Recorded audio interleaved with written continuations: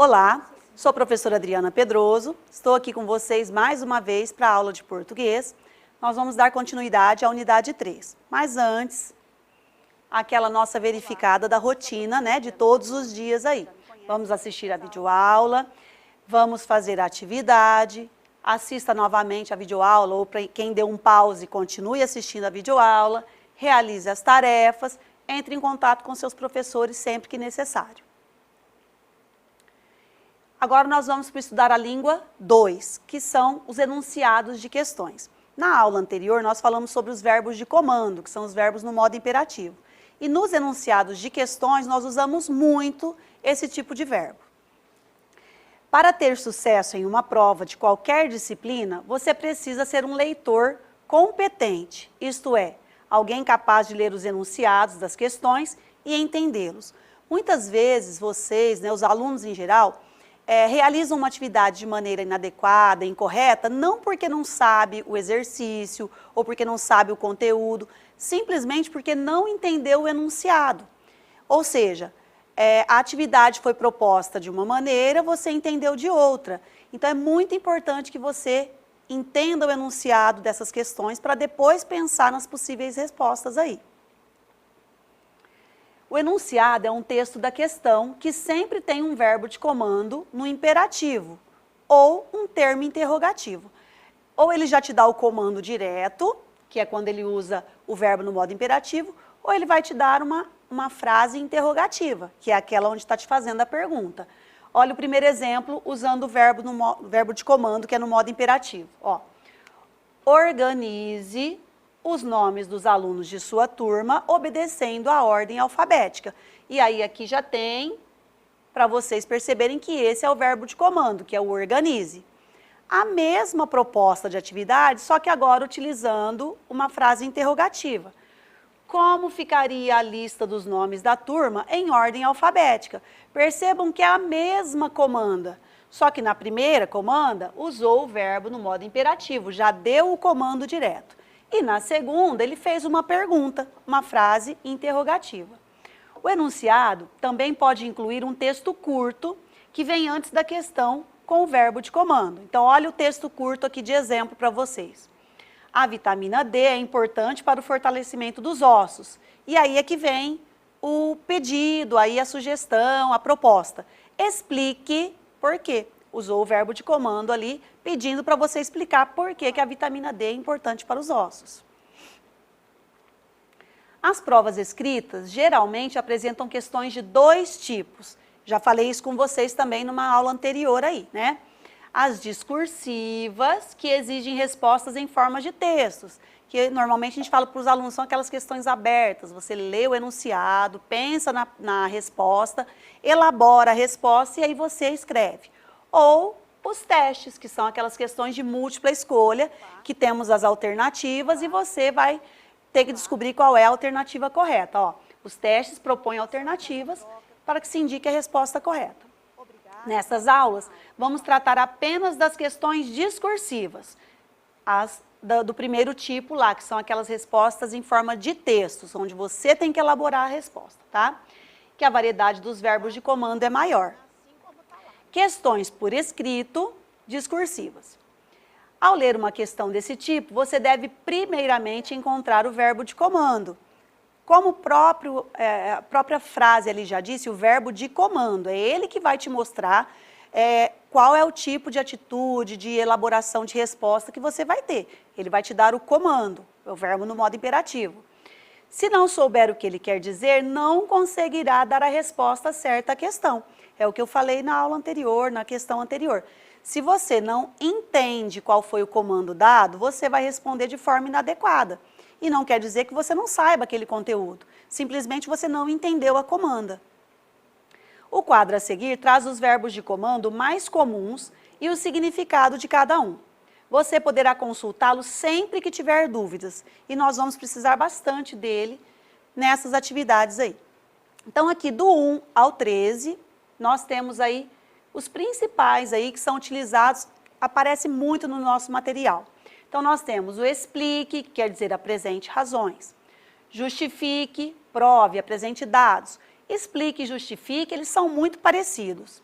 Cite, citar, é você indicar, apontar, enumerar. Identifique, é você reconhecer, apontar, localizar. Comente, é você explicar, também é muito parecido com o de cima, né? Esclarecer. Classifique, distribua em classes. Esse classifique, às vezes, tem várias classes, todas misturadas, classes de palavras, e você tem que fazer essa separação de classes aí. Transcreva, que é copie, reproduza. Compare, encontrar semelhanças e diferenças. Quando eu falo simplesmente compare, esse comparar você pode estar achando semelhanças e também diferenças. Agora, o número 9 já é diferencie. Então, nesse diferencie, eu vou encontrar somente diferenças. Relacione, é encontrar ligação entre uma coisa e outra. Interprete, interpretar é dar o sentido. Isso é muito parecido com explicar também. Levantar hipóteses, nós falamos muito sobre isso já, né? Ó, proponha novas ligações ou interpretações. Então, essas hipóteses é o que pode ser, é o que pode levar a um resultado, a uma definição. E defina, que é dar a definição, dar o significado, também é uma explicação. Esse quadro você vai usar bastante, sempre que necessário, volte nele. Então, o que nós vamos fazer aí, na primeira atividade desta parte da aula? 1. Numere cada uma das respostas que está à direita. Então, nós temos aqui, ó, o lado direito, nós temos as definições. E do lado esquerdo, você tem aí os números que vão explicar cada uma dessas definições, né? Vou fazer uma com vocês. Então, eu vou ler a primeira definição aqui e nós vamos ver juntos aí qual seria o correto. Então, ó, o texto é uma anedota porque a sua finalidade é fazer rir. Bom, a sua finalidade, eu estou explicando, né? Então, ó, citar não entra nessa daqui, eu não estou citando nada, então não é o número 1. Comparar, aqui também eu não comparei nada. Definir, até poderia surgir uma dúvida aí, mas quando eu chego no justificar, eu estou explicando o porquê. Olha o porquê aqui, ó.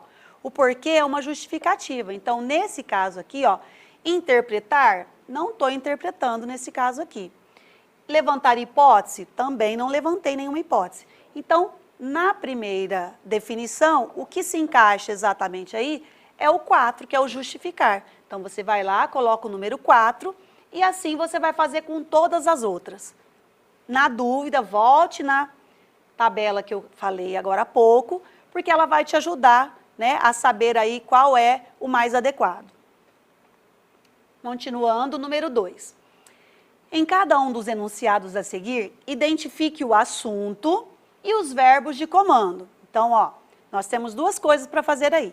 Primeiro você vai ler, né? E em seguida você vai identificar qual é o assunto dessa frase. E depois que você identificar o assunto, você vai marcar o verbo de comando ou os verbos de comando, que pode ter mais de um. Vou ler para vocês o primeiro. Letra A. Os terremotos podem provocar efeitos destruidores. Comente alguns desses efeitos. Então, ó, em primeiro lugar, vou fazer aqui para vocês um exemplo, ó. Eu vou fazer o que pediu no primeiro momento, que é identifique o assunto. Então, nós temos várias linhas ali, então eu tenho espaço suficiente. Então, você vai lá na primeira linha e escreve assunto.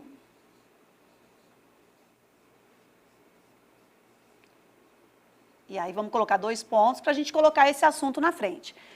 A outra parte que pediu é identificar qual é o verbo de comando. Então, vamos colocar aqui, verbo de comando. Então, você tem espaço aí para fazer isso, tem várias linhas, ó. Então, vamos lá. Nós vamos colocar primeiro o assunto e depois qual foi o verbo de comando, ou se tiver mais de um, os verbos de comando. Então, a letra A, vou ler novamente com vocês. Os terremotos podem provocar efeitos destruidores. Comente alguns desses efeitos. Então, qual é o assunto? Terremoto. De uma maneira simplificada aí, o assunto é terremoto. E agora eu vou identificar o verbo de comando ou se tiver mais de um. Ó, os terremotos podem provocar efeitos destruidores. Comente alguns deles. O verbo de comando que apareceu é o comente.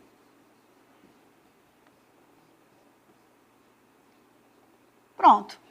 É isso que vocês vão fazer nesses exercícios aqui do número 2, tá? Identifica o assunto e identifica o verbo de comando.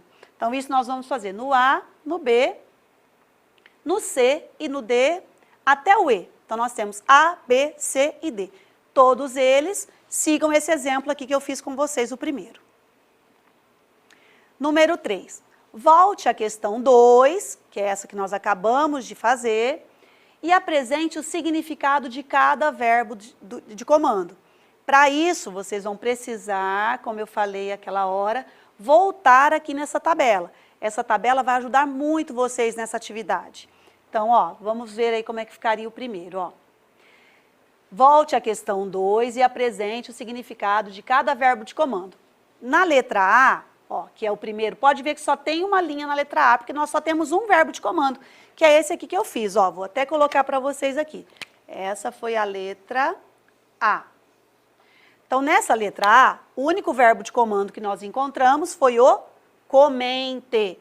Então, você vai pegar esse verbo de comando, que é o comente, vai escrever lá na letra A e vai explicar qual é o significado dele. Por isso eu disse da importância de vocês voltarem aqui. Porque aqui você vai achar o comente e aí você escreve lá qual é o significado dele. A mesma coisa você vai fazer no B, C, D e E. Percebam como já fica mais fácil para vocês pelo número de linhas, né? O material já trouxe de uma maneira que vai facilitar para vocês, ó. A letra A, nós só achamos um verbo de comando, então tem uma linha. A letra B já tem 3 linhas, isso já dá uma dica para vocês que provavelmente tem mais verbos de comando. A letra C tem 2 linhas, a letra D também 2 e a letra E apenas uma. Então isso já dá para vocês aí uma pista de quantos verbos de comando podem aparecer em cada item. Ortografar. Na unidade anterior, nós fizemos uma atividade de ortografar, como toda unidade aparece, né, o trabalho com ortografia, que é para que vocês passem a escrever melhor, né, errar menos na hora da escrita. Nós trabalhamos a letra X na unidade anterior e agora nós vamos trabalhar a letra H. Nós sempre falamos, né, que a letra H é uma letra muda, né, porque ela não tem som próprio, ela precisa das vogais para ela obter o seu som. Então, vocês vão procurar aqui nesse caça-palavras 9 palavras iniciadas por H. Ó, iniciadas. Cuidado, porque às vezes vocês confundem com o H no meio da palavra. Não é isso que pediu. Pediu iniciadas por H. 9 palavras. Aí você circula, pode pintar, caprichem nessa atividade. E é uma atividade gostosa. Bom, em seguida, então aqui você só vai encontrar as palavras, tá? Na próxima, ó, nós temos aqui a coluna 1 com uma lista de palavras, ó. Coco, cama, galo, gana, mina, cifra, sono e mole. Na coluna 2, você vai pegar a mesma palavra que está na coluna 1, mas você vai acrescentar o H. Sempre depois, ó, tem que seguir essas regras. Eu só vou colocar o H depois da letra C, ou da letra L, ou da letra N. Vou fazer um aqui com vocês, ó. A primeira palavra da coluna 1 é coco. Então, eu vou pegar a palavra coco. Ó, na coluna 1, a palavra é coco. Na coluna 2, como ela vai ficar? Eu vou colocar o H depois do C e vai virar a palavra choco. Vou fazer mais um para vocês. A segunda palavra é cama. A palavra cama da coluna 1. Na coluna 2, eu vou acrescentar o H e ela vai virar chama. Então, olha só como modificou a palavra completamente. Eu acrescentei apenas o H e eu mudei a palavra. É isso que vocês vão fazer em todas as palavras que tem na coluna 1, vocês vão passar para a coluna 2 acrescentando o H. Na outra página tem mais um pouco, ó. Então, continua aqui também a mesma coisa. E aí chegamos numa produção de texto, que sempre temos aí nas nossas unidades, e são tão importantes. Muitos alunos acreditam que para ter um bom desempenho na escola, basta estudar muito na véspera das provas, mas isso é um grande engano. Para o aluno se sair bem no dia de prova, né, vocês têm que fazer isso que vocês estão fazendo agora. É estudar dia a dia, assistir às nossas aulas, realizar as tarefas, as atividades, tirar dúvidas com seus professores, que é muito importante. Primeiro, porque não se consegue aprender tudo num só dia, impossível. Segundo, porque ser um bom aluno é muito mais que estudar só para fazer provas. É aprender o tempo todo com as diversas situações que enfrentamos no dia a dia na sala de aula, em casa, realizando as lições e com os colegas. Vamos conversar um pouco? Reflita sobre essa questão e apresente suas ideias se for chamado pelo seu professor. O que você acha que os alunos poderiam fazer para ter um bom desempenho na escola? Mais uma vez, nós teríamos aí um diálogo, uma discussão saudável, né, uma troca, onde vocês estariam falando para nós, né, e chegaríamos aí a uma vasta possibilidade aí de respostas, mas vocês vão ter que refletir aí em casa, pode falar com quem está aí, com os pais, com quem estiver com vocês em casa, trocar essa ideia aí. Agora que já refletiu sobre o tema, seu trabalho será elaborar um manual do bom estudante. Na unidade anterior, vocês fizeram uma produção de texto que era uma entrevista. Aquela entrevista, ela era um pouco mais difícil, aquele tipo de texto, porque dependia de uma outra pessoa, né? Você precisava entrevistar alguém e depois transformar essa entrevista em um texto. Esse manual do bom estudante que você vai criar não necessita de ninguém. Você vai pensar aí tudo o que considera importante para ser um bom estudante, como tenho certeza que você é. E aí você vai elaborar esse manual. Ali o menininho está pensando, ó, como ele vai escrever o manual do bom estudante. Sempre que nós temos uma produção de texto, né, no nosso material, ele traz o roteiro que, quando seguimos esse roteiro, é sucesso. Com certeza você vai chegar ao objetivo da atividade. Ó. Nós vamos fazer hoje um manual de instrução. É um texto completamente diferente da aula anterior, da unidade anterior, que era uma entrevista. Então, eu tenho que saber o que é um manual de instrução. Assim como as receitas culinárias têm a finalidade de apresentar instruções a serem seguidas pelo leitor. Portanto, para redigi-lo, né, que é escrevê-lo, usam-se sempre verbos no modo imperativo, pode ser o afirmativo ou o negativo. E para que as orientações fiquem bem claras, podem ser apresentadas em formas de itens.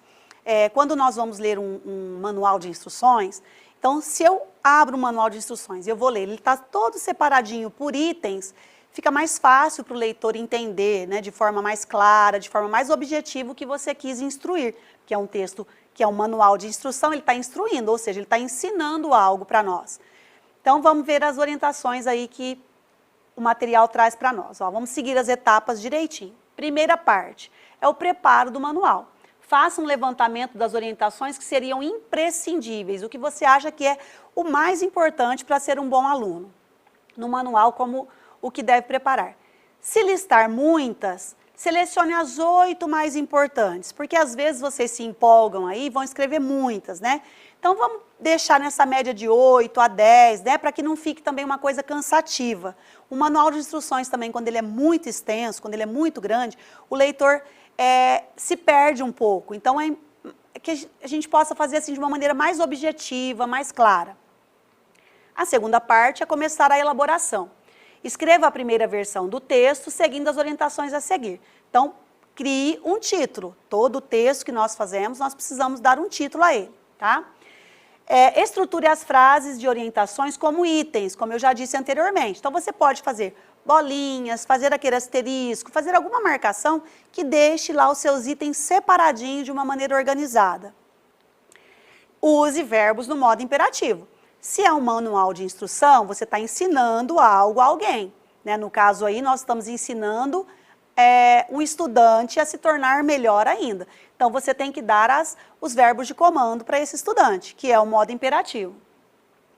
Escreva frases simples e curtas, para que seu leitor compreenda rápida e claramente o que você quer comunicar.